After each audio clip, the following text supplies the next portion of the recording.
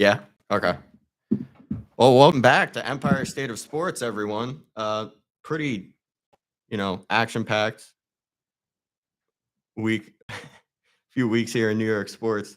Got a lot to go through.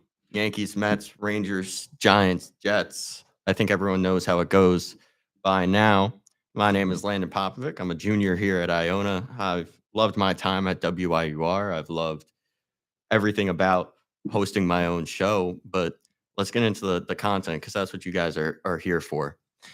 So the Yankees, they went 7-5 in the toughest stretch of the year against Houston, Toronto, Detroit, Boston. We're gonna dive into that a little bit. Aaron Judge had himself a 15-game stretch.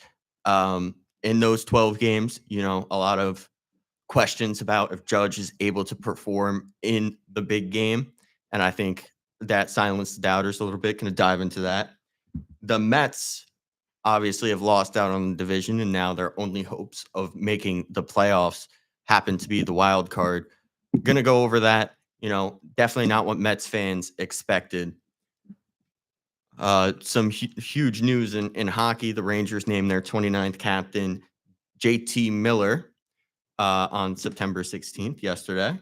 Yet to have a quote from him, but we'll go into that a little bit. He's had some time with the Rangers in the past and rejoined the team last year. Very excited about that. The Giants, they had a big game on Sunday. I think game of the year, going to be a game of the year candidate at the end of the year. Unfortunately, they lost at 140-37, but I think Russell Wilson is kind of proving he can hold that spot and kind of mentor Jackson Dart. A little bit of questions regarding if Jameis Winston will be on the team in a few weeks, with the Bengals knocking on the Giants' door after Joe Burrow turned into Joe to Toe Burrow. My apologies, I messed that one up. And the Jets, the Jets seem like the same old mess every single year. Their new head coach, Aaron Glenn, has been talking a lot like Robert Saleh. Going to dive into that. But I think the first subject we really need to talk about are the New York Giants.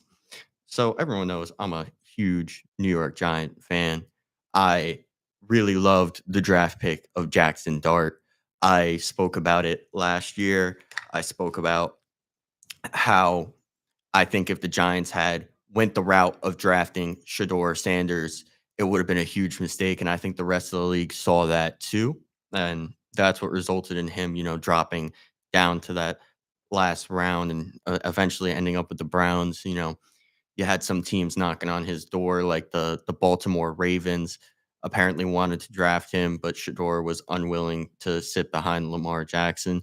Rightfully so. I don't think that Shador Sanders should be getting any flack for that at all. But going back to the Giants, Sunday, 40-37, an OT thriller. So at the beginning of the game, I think everyone saw James Hudson's performance. He made history. He definitely made history, but not the history you want to make. Hudson had 4 penalties called against him within the first drive for the Giants. The first time that's happened in a century. I think the question I have regarding that is whether or not James Hudson is a permanent role player on this team. The offensive line is something that has plagued the Giants for a really, really long time. And when you add someone like Hudson into the mix, you know, that takes an already poor offensive line, and I think it makes it worse. Obviously, the Giants see something in him. They paid him $12 million this winter to join the offensive line.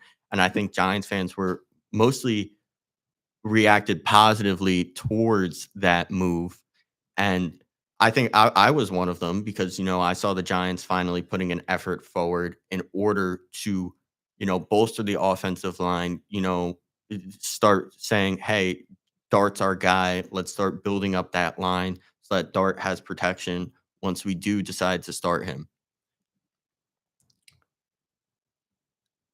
My biggest gripe with Hudson wasn't the 4 penalties. Obviously, you don't want that to happen. We saw Dable not be very happy on the sidelines, saw him call him over once or twice before eventually getting removed from the game. And, the clubhouse leader, Jameis Winston, went over there and calmed Hudson down. Um, that brings up a point about whether or not the Giants should trade Winston, but I'm going to get to that just a little bit later. Um, the big story was Russ. Russell Wilson played a game that looked like he had turned back the clock to his Seahawks days, to the days when he was a Super Bowl champion, the days when he was put in the top 5 quarterbacks.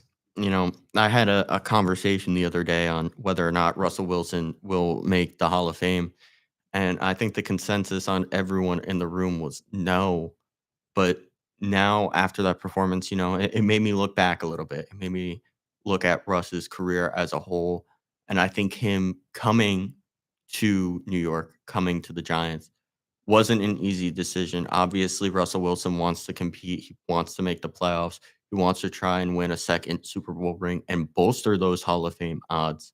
But when you look at his career as a whole, obviously never, I think he's threw for 4,000 yards once, but that's never really who Russ was. Russ had the intangibles. I work on First Things First with Nick Wright, and a huge conversation there was Jalen Hurts. Jalen Hurts he has the intangibles. There was a quote from someone from the Athletic saying that Hurts has become underrated because of the intangibles. And I think if that's the case with Jalen, obviously he's a winner. He won the Super Bowl last year. That has to be a conversation with Russell Wilson. Russell Wilson has the intangibles. He has the leadership qualities. He has the playoff experience. I saw a moment with Cam Scatterbo and Russ on the sideline where Scatterbo kind of grabbed Russ. It doesn't sound great, sounds kind of negative, but not many veteran presences would let a rookie have that much influence on the attitude. And I think it really like hyped them up for that last drive where Malik Neighbors eventually got that touchdown to tie the game or to take the lead. And then eventually the field goal by Aubrey tied the game. But Russ, look at that performance 30 for 41, 450 yards, 3 touchdowns. But what landed up being the story of the game was not those positives. It happened to be that one interception at the end of the game. So it really sucks that Russ had such a great game just for it to be dampened by an interception late in the game. You know, it was either Daniel Bellinger or Theo Johnson down in the check down was wide open. All the Giants needed was a field goal to win the game, and Russ decided to air it out, and it got tipped. It got tipped on the way out of his hands, and the ball starts wobbling. It's not going to go exactly where you want it to, and it landed up getting picked. That's a mistake Russell Wilson should not be making. I will say that. That's a mistake I would expect from a rookie like Jackson Dart if that was Dart in that role. That being said, Dart did get 3 snaps, but really just to hand the ball off and eventually handed the ball off to Scatterbo, who had his best run of the game and landed up running for a touchdown the play after because he was down on the one. You know, this is probably how the Giants are meant to be. And it sucks that the Giants aren't going to be great. They have the toughest schedule in football this year. Um, and I think Giants fans need to take that into account. Like we're playing a lot of really good teams. Play the Chiefs on Sunday. I'll preview that a little bit. Um, and Dart was never going to start week 2. Dart was never going to start this week. Dart was never going to start next week. You know, Giants fans need to realize that The Giants have a plan, and I know it's hard for Giants fans to trust in a coach, to trust in a GM after years of failure, coming up short time and time again, making the playoffs once in the past 10 years is not something you want from an organization. But Giants fans, as a result, need to lower their expectations a little bit. We need to realize this team's not going to win many games. Russ is going to start. We need to balance these expectations. Expectations are so big in the New York sports market. I talk about it all the time, and I think it's a huge focus on this show in particular is the expectations for any team in New York. And in this case, the expectations for the Giants should be this is a development year. We will obviously give Russ the ball for most games, probably until about halfway through the season. They might debate whether or not it's time for Dart to get the ball, for Dart to be behind the helm. Um, and that's okay. That's okay because the Giants do have a guy like Jackson Dart on the bench. And in previous years, we had someone like Daniel Jones, who obviously was the past GM. That was his draft pick. That was not Shine's draft pick. That was not Dable's guy. And Dart is Dable's guy. So I think we're a little antsy to get him in there because we want to see if this is just the same story. Obviously, as a Giants fan, I hope not.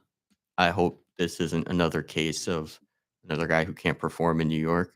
But I also hope that the Giants still bolster that offensive line. When you have a guy like Jackson Dart, he rushes a lot. Um, Not a lot of people like their quarterback to rush because they get more hits. We look at what happened to Andrew Luck. His career was cut short because of how many hits he took. And no one wants that to happen with their quarterback. So, and I see quarterbacks rushing a lot more. I saw it with Mahomes this past Sunday against the Eagles. He was forced to rush, and Mahomes is a guy that's very judicial with how when he decides to run the ball, but he was forced to. They can't get anything going with Pacheco. They can't get anything going with their receivers, obviously with Worthy and Rice out. Um, and it's tough to see. And we had someone like Baker Mayfield almost get hurt on Monday night. Saw him hit the ground. I really thought his knee was seriously injured, but the power of spite is kind of crazy when you think about it that way. Um, you know, this is a new era of football, and I think we're seeing these quarterback injuries pile up. Jaden Daniels is hurt because quarterbacks are kind of forced to run the ball more because these offensive lines are so poor. And I don't want that to be the case with Jackson Dart. I know he has the ability to run, but I want him to be very judicial in the way he does so. And right now, I saw Russ had more time than Daniel Jones did last year. I think they've been pressured less. I would have to clarify that statistically. But talking about Daniel Jones, I do want to give Daniel Jones his props because obviously, you know, Daniel Jones was someone that couldn't perform here as a Giant. It's someone I really believed in, someone that I never bought into the fact that Jones isn't the guy, that Jones doesn't have the skill. I always believed Daniel Jones had the skill, and I think it's another product of expectations. You draft someone, you automatically expect them to make a difference. There's no developing the quarterbacks anymore. To quote Aaron Glenn and the Jets, which I'll touch on in just a minute, um, it's an instant coffee world. They draft a quarterback, they play a quarterback. Caleb Williams with the Bears drafted. Now everyone is starting to sell their Caleb stock. And to those people, I say give him some time to develop. I think Baker Baker Mayfield was put into a very similar situation where with the Browns, where he's drafted number 1 overall. I don't know if you guys know this about Baker Mayfield, but he was doubted in high school, he was doubted in college, and now and then he finally had high expectations when he was drafted 1 overall to Cleveland that he could be that guy, and I like what the Giants are doing is pretty much what I'm trying to say. We have expectations for Dart, but let's simmer those down a little bit by starting Russ, by having Russ be our quarterback for a few weeks. And hey, we almost pulled out a win with him on Sunday against the Cowboys. Obviously, the Cowboys aren't the same Cowboys that we've seen in previous years without Micah and without all these guys, a lot of new offensive players. You got Pickens in there now. Man, Pickens was really annoying me on Sunday. Just a side note, I feel like he's playing the wrong sport. You should be playing soccer with how he flopped all over the field. It was very over dramatic every time. I saw Pickens even go near the sideline. I felt like he was just going to fall over on purpose. But going back, Russ almost pulled out a win. I think the Giants are more than capable of beating the Chiefs this Sunday because the Chiefs aren't the Chiefs right now. You see the Chiefs struggling, and I think the Giants are pretty motivated. It's their home opener this Sunday. We saw the performance from Malik Neighbors, and this is something I do want to touch on because yes, Daniel Jones is doing great in Indianapolis. They're calling him Indiana Jones, which I think is amazing. It's comical, you know, gets a little bit of fun into someone like Daniel Jones, who has been brought down and you know uh, uh, you know, just brought down. No one ever really believed in him after he had that tough year after they made the playoffs. But now he's second in passing yards with 588. He's first in rushing touchdowns with 3, and he's tied for third in total touchdowns with Baker, Herbert, and Aaron Rodgers. So, was it the question is, would Daniel Jones be doing this in New York? The answer for me is probably not. Probably not. The Colts haven't played anyone that is as good as the Commanders, like the Giants did week 1. And even I don't know if they would say they played anyone as good as the Cowboys because I still don't know how good the Cowboys are myself. So I'll be a little bit reserved on that one. But I am very happy to see how Daniel Jones is doing. But one thing Daniel Jones did not want to do last year was throw the ball over Malik Neighbors. When Malik Neighbors told him time and time again, "Hey, I could catch these balls. Just throw them a little over my shoulder. I'll get there. Just trust me." And it was something Daniel Jones, I don't know if it was a capability issue where he didn't trust himself to be capable to throw the ball that deep, or if it was um, something else. Maybe he didn't think it was the best decision. I don't know what goes through a quarterback's head. I really wish I did, but I don't. All I can do is guess. But we saw a lot of those passes from Russell Wilson, land up being caught by Malik Neighbors. And I want to give a shout out to Wandale Robinson, too, who did incredible this past weekend, had over 100 receiving yards himself. Um, you know, I think that catch when the Giants took the lead at the end of the game was just a signal of trust for Neighbors. You know, Russ threw it way over him, and Malik got up there and caught it and came down with the touchdown. I think that's a credit to both Russell Wilson and to Malik Neighbors for having trust in one another. And Malik Neighbors has been very forthcoming on what Russell Wilson has taught him. Everyone talks about what Russ can teach Dart, what Jameis can teach Dart. Uh, but the receivers are someone that can be taught too. I think, Russ talked about how high he was on Wandale Robinson, and we see him do well this past Sunday.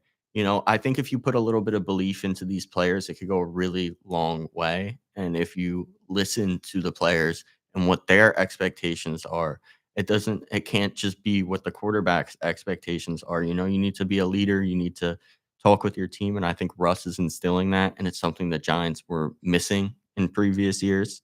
And I think would have went a long way.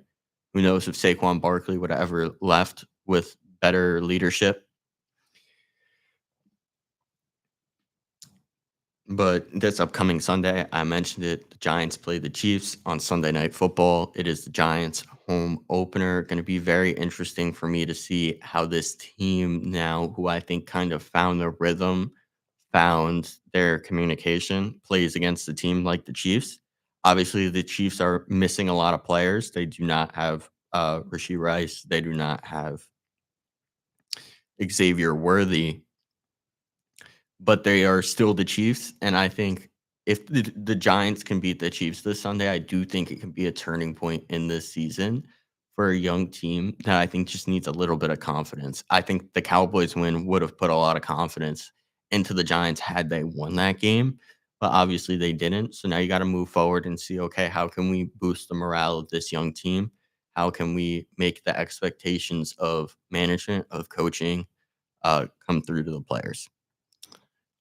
So on the other side of town, the New York Jets seems like they're a merry-go-round that never stops. And it's a terrible merry-go-round. It would probably be surrounded by a ring of fire so that even if you wanted to get off, you couldn't.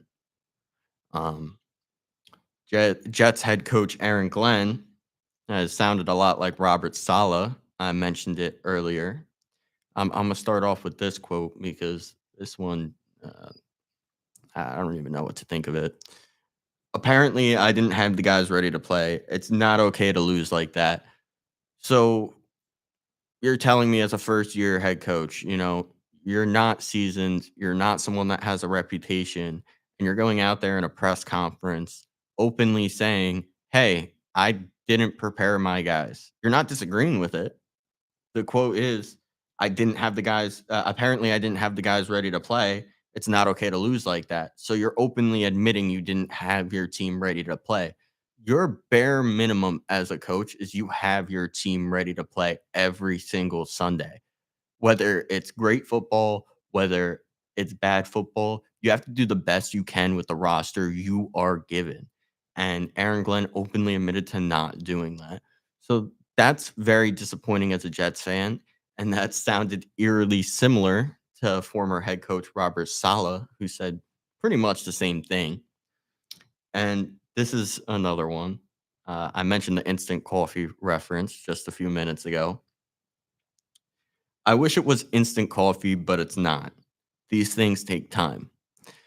So Salah had said that quote regarding Zach Wilson saying, "Hey, this is an instant coffee world where we throw these guys into a position and just hope it works out, but they take time." And now you have your new head coach, Aaron Glenn, saying the same thing. It's not instant coffee. I just want to know who's actually running the team because it's not Aaron Glenn. I don't even think it's the owners of the Jets because their owner couldn't care less about the Jets. He owns a soccer team now. I don't even think he lives in the US anymore. I think he lives in the UK, uh, where he runs that soccer team. The Jets have kind of been left behind. So who's actually pulling the strings? Is someone writing out answers for press conferences? Is someone giving Aaron Glenn things to say? And are they just recycling things that Robert Saleh said? Someone who had a brilliant defensive mind, someone I thought would do a lot better as Jets head coach, but landed up just not being cut out for it. You know, that instant coffee line is something I keep going back to because this has become kind of a popular way to refer to the Jets rebuild process. The Jets have been rebuilding for a very long time now. When they got Rodgers, everyone thought it might be a signal of the rebuild being over, but they did a complete 360 with that, and now they're back in the same position they were.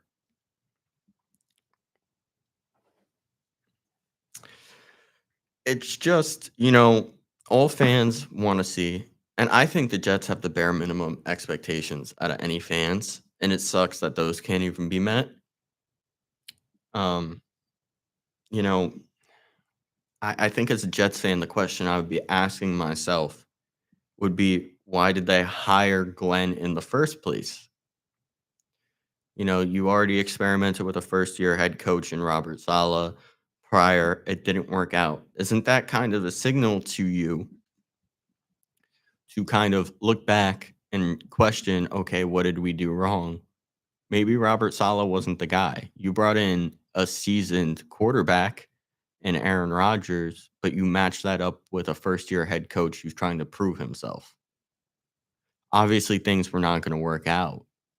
They landed up not liking each other, not meshing well, and it should have been expected. It really should have been expected from the Jets. If it was a young quarterback and a young coach, I could see something like that working. Like, let's say a Jackson Dart and a Robert Sala, or even when Zach Wilson was still the quarterback, I could have seen that working out.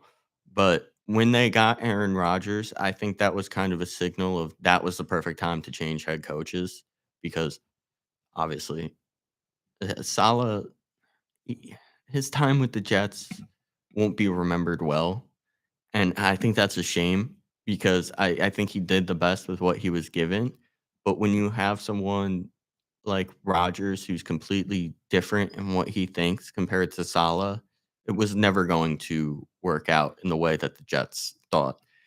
I don't even know what the Jets were thinking, if they were thinking at all. I think now is a really a good time to shift gears, but before I do that, I have an announcement to make. Interested in having your voice heard, interesting in hosting a show on WIUR, email our president, Robbie Basil, or come by the station and we will help you get started. Have an announcement for a club or an event you would like to promote? Email President Robbie Basil or DM us on Instagram at WIUR underscore Gales Radio with your post or announcement concept. Interested in having an audio ad for WIUR or for WIUR sports broadcasting? DM us on Instagram with your concept, or contact one of our e-board members who will help give out more information.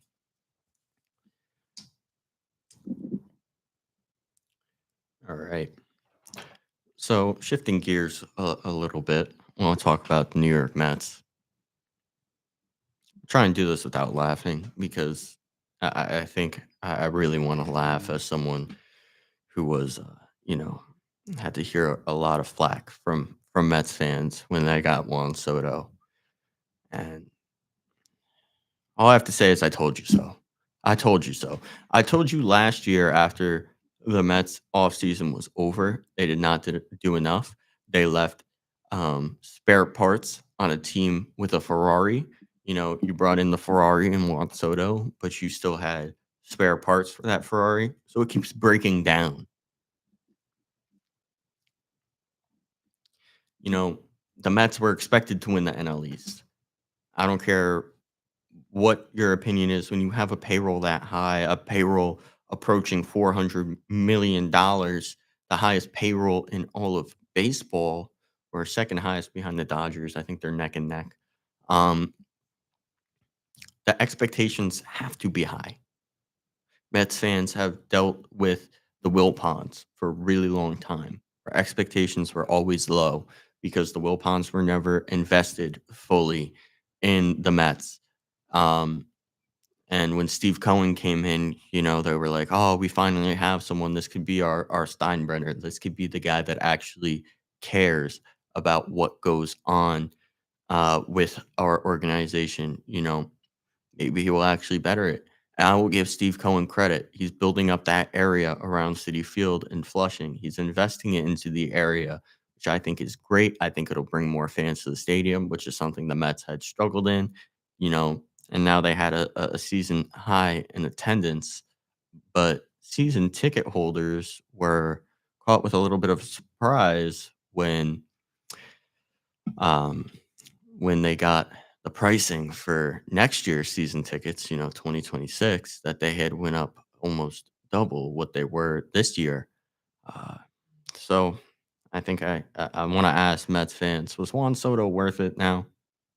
Now that it's, digging into your pockets a little bit. Yankees fans were more than willing last year. Everyone would buy the chicken buckets and be like, this is to pay Juan Soto. Mets fans ain't too happy with this. They are not happy that once was the affordable, better stadium in Queens. That's all I ever hear. City Field's better than Yankee Stadium. I think that's the Mets fans' main argument. And to that, I say to each his own because a stadium does not make an organization, you know? And in my personal opinion, Yankee Stadium is better, but that's what makes it special. We all have our own opinions, we all have our own fan bases we tend to go to. And, you know, so to each his own. But I just hate hearing that all the time. The Mets have a better stadium. But the once more affordable family stadium is now not so affordable with the Ferrari Juan Soto.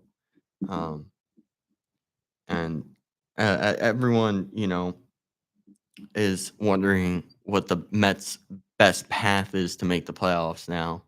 How the Mets can turn this around after losing 8 in a row last week. Now losing the division to the Phillies this past Sunday, the Phillies clinched. Um, you know, I'm partial to Philly. I love Bryce Harper. I love Kyle Schwarber. I love a lot of the guys they have over there. So I was very happy to see that. But I want to take a deep dive into the Mets' remaining 11 games and see what the best possible outcome for them can be. So, like I said, the Mets have 11 games left. They got off to a good start yesterday, beating the Padres 8-3. Very good. Your task just got a little bit easier. I wouldn't say so much easier because you do have the Cubs next week and you lose 2 out of 3 there, you're in trouble. Um, so tonight, they have the Padres again. Tomorrow, they also have the Padres, but Jonah Tong, the starter, really, after not even getting out of the first inning, that would be a little concerning to me if I were a Mets fan, having Jonah Tong pitching such a big game after giving up 6 runs and 2 outs in his previous start against the Rangers. Just to diverge a little bit, and I'll get back to the Mets' remaining schedule because I did mention Jonah Tong. I was hearing a lot about Tong, the Tong song, you know. Uh, where'd all that energy go about a future ace? Because I know the Yankees have a future ace. I know they have Cam Schlittler, who has been incredible, a 3.44 ERA on the year and just over 60 innings. A guy that really came out of nowhere in the Yankees system. Um, and Tong hasn't lived up to his expectations, but I can guarantee you I had no expectations for Cam Schlittler whatsoever. I didn't know who this guy was coming into the season. Most Yankee fans didn't. All of a sudden, he appeared on the top 10 prospect list. He got called up just a few weeks later, and he's one of the better pitchers I've seen the Yankees call up in a long time, probably since Luis Severino. Across 60 and two-thirds innings, he has 69 strikeouts, a 3.41 ERA for a whip of 1.3. That whip is a little high, but I saw him pitch into the fifth inning in almost every single one of his starts. Something the Mets starters struggle with is getting past the fifth inning and giving that bullpen a little bit of rest.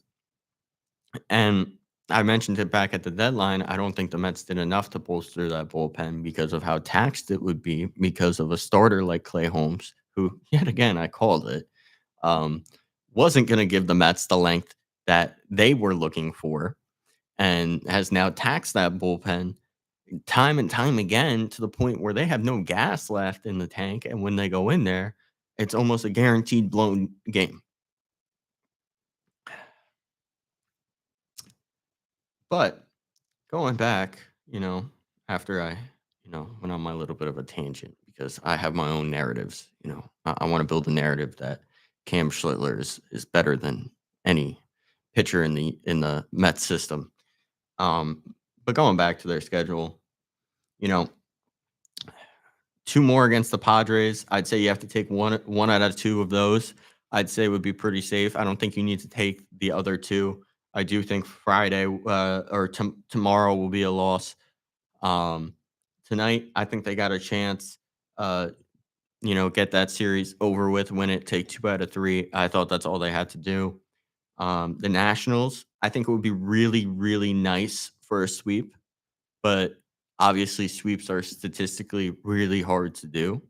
So I'd say you take two out of three from Washington. And then the Cubs. The Cubs is a series I keep looking back at. I'm like, is there any way the Mets can still make the playoffs and lose two out of three here?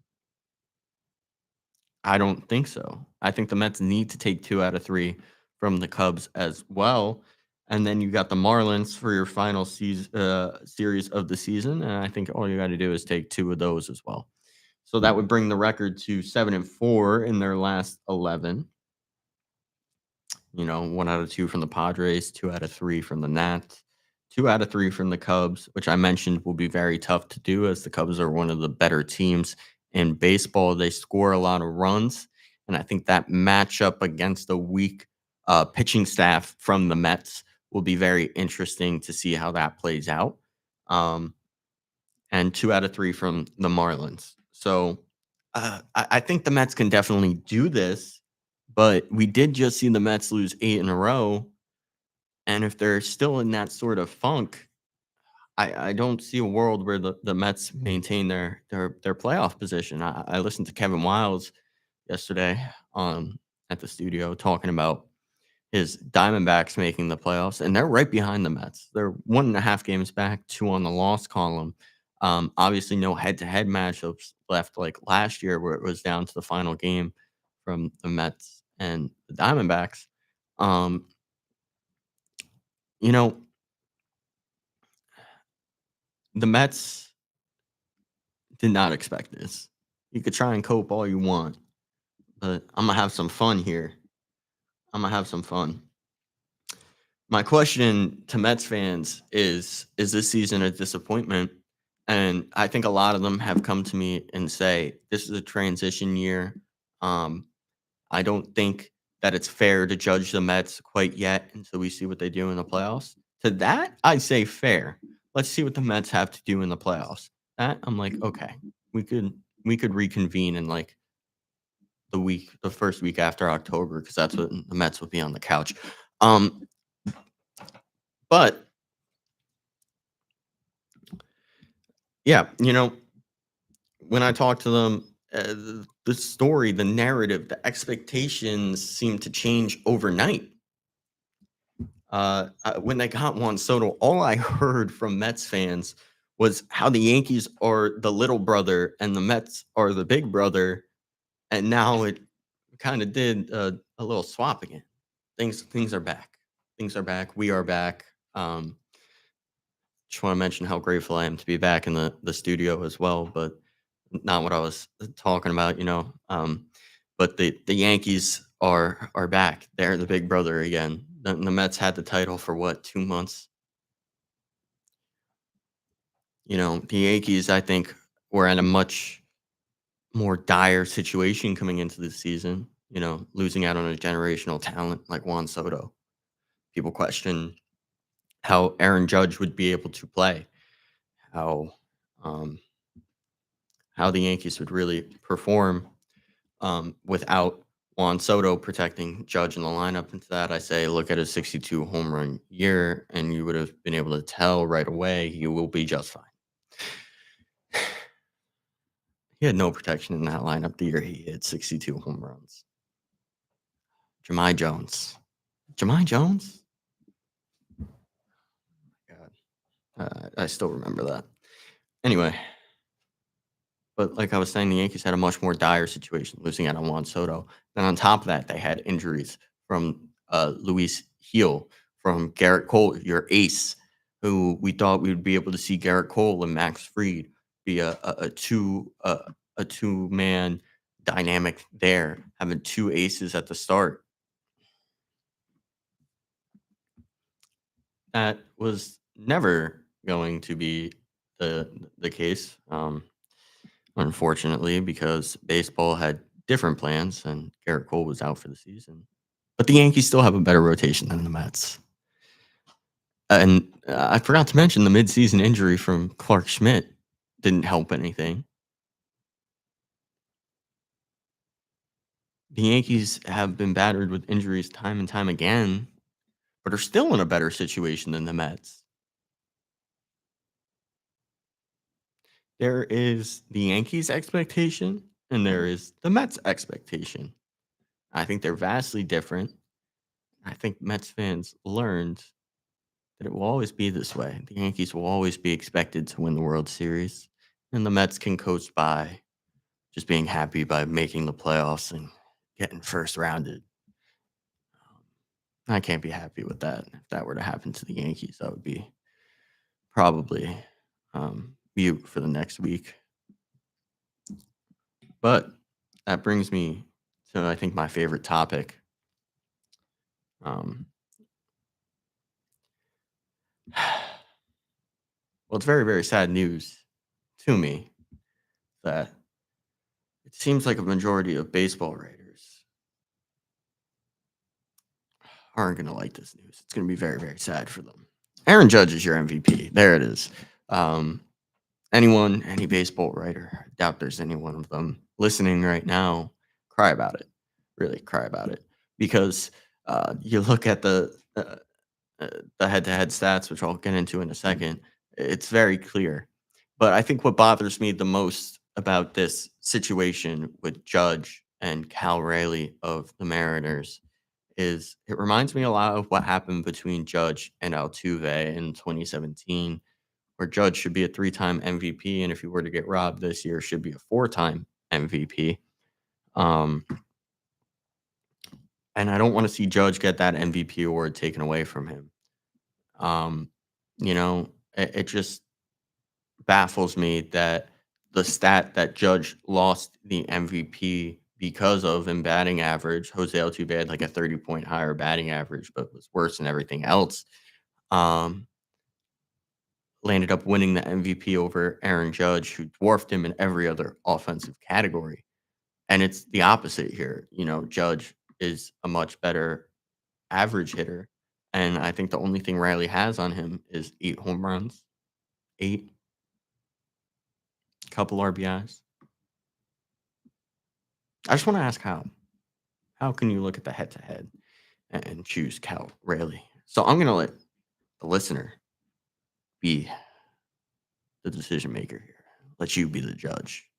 Be the judge of Judge, if you will.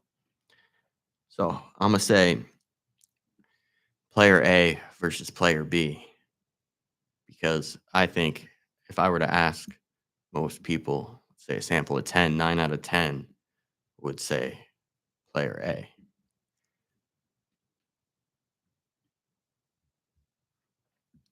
So here we go. I pulled up the wrong one. Give me 1 second. All right. So here we go. Player A, 8.4 WAR, wins above replacement. I've mentioned the stat before. Look it up if you don't know what it is. Very complex, but it's basically the best stat for baseball players. Cal Raleigh, 6.5 WAR. I gave it up. All right, so we'll ditch the player A versus player B because I think it's pretty obvious as to who's who. So Aaron Judge 8.4 WAR to Cal Raleigh 6.5. Judge has played in 7 less games due to a injury that he's still working through, and I want to touch on that a little bit too, because everyone's talking about Cal Raleigh's toughness playing catcher and being in the MVP conversation. Okay, so yeah, obviously Rayleigh has more plate appearances because of the Judge injury. Judge leads him in hits, 164 to 137. That's 27 more hits 27 more hits. And the argument for Altuve was his average in 2017. And in this case, Judge has a higher batting average, 326 to 247. Home runs, 48 Judge, rarely 56. As I mentioned, he's got 8 more home runs. Very nice for Cal Raleigh to have that many home runs. I will say we haven't seen a catcher produce that much power. Probably uh, maybe Posey, Buster Posey, or Joe Mauer, maybe even Mike Napoli. Um, Judge 103 RBIs compared to Raley 118. Um, you know, I think you can attribute that to Judge being out for 10 games. But you know what? I'll give Raley that category. I'll give him 118 RBIs. He could have them because I think he cleans up too. So he's in a better situation. Judge bats second, has less opportunities. Um, Stolen bases, Judge 11 to 64. Doesn't matter. It doesn't matter. Like I mentioned, without two base 50-50, stolen bases do not matter. It's a joke now. They got pizza boxes on the base pass. Um, Batting average. Aaron Judge, 326. Rarely 247. Mentioned that already. Don't know why I said it again. On base percentage. This one I think just makes it very clear. 451 to 361. And then when you add those combo stats, slugging percentage 676 to 590. So yes, Raley has more home runs, but Judge has a 100-point higher slugging percentage, which shows he hits for more power. So, you know, the writers don't want to tell you that. An 1127 OPS to Raley's 951, 200 points higher. Um, OPS is a huge stat. I think it's probably the second most important stat behind wins above replacement. Yet, I guess it's not being looked at. I guess they just look at Raley's home runs and RBIs and say that's enough. And then the 209 OPS plus to the 169 OPS plus of Raley. So, yeah, I think that's pretty clear when you say it out loud and really see the difference. I wish I could throw a graphic up or something to have you guys see it side by side. Um, but it's pretty easy. You could look on Baseball Reference, see that pretty easily. Um, and on top of that, I think a huge argument is against Aaron Judge, and I mentioned that at the start of the show in the A block segment that Judge can't show up in the big games. Well, I say contraire. I say Aaron Judge can show up in the big games because in their last 15, they had their 12-game stretch against the Astros, against the Blue Jays, the Red Sox, against some of the best teams in the league. Judge hit 375, had 18 hits, 6 home runs. 7 RBIs to 6 home runs is a little weird to me. So, a lot of his home runs were solo shots, I guess, and 17 runs scored. That seems like he showed up. Hopefully, he could carry that into the playoffs.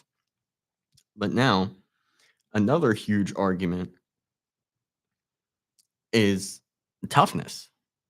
I hear these players talking about, and these writers talking about how much credit they give Cal Raleigh for having a season like this while playing one of the most physically demanding positions in catcher.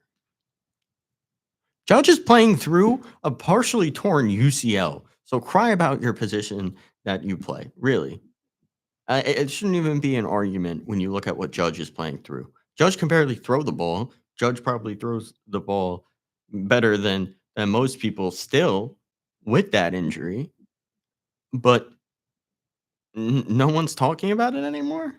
Something that could have put him out for the season, and he's still out there playing and putting up these absurd numbers. 7 home runs in the last 15. Isn't that pretty good? It's like home run every 2 games. That's pretty good to me. I don't know. I think the arguments have a lot to do with expectations. Going back to expectations. Expectations, if you haven't guessed yet, theme of this show. my little overarching theme, trying to tie things together. Judge is expected to be an MVP candidate. Cal Raleigh is not. So people love the underdog, and that's going to make him lean towards Rayleigh. But my question is, why is Judge being so unfairly, critiqued on this season? I bet the media would be covering this extensively if it was Shohei Otani. I saw MLB put up a graphic. Otani makes a new 50-50 category, 50 home runs and 50 strikeouts. Give me a break. Give me a break. The guy's barely pitched this year, and when he has, it's been mediocre at best. I just seems my first segment I did last year. My first segment on air was Aaron Judge versus Shohei Otani, and who's the best player? Can we close the case? And I think I closed the case. I think I said Judge was the better player, and I think I could say case closed here too. That Judge is the better player than Cal Raleigh, but I think there is a New York expectation and there is a smaller market expectation. And when we see someone come out of a smaller market like a Cal Raleigh, the writers tend to go that way. I don't think that's fair. I don't think it's fair to Aaron Judge, who I think it's harder when you play in the biggest market there is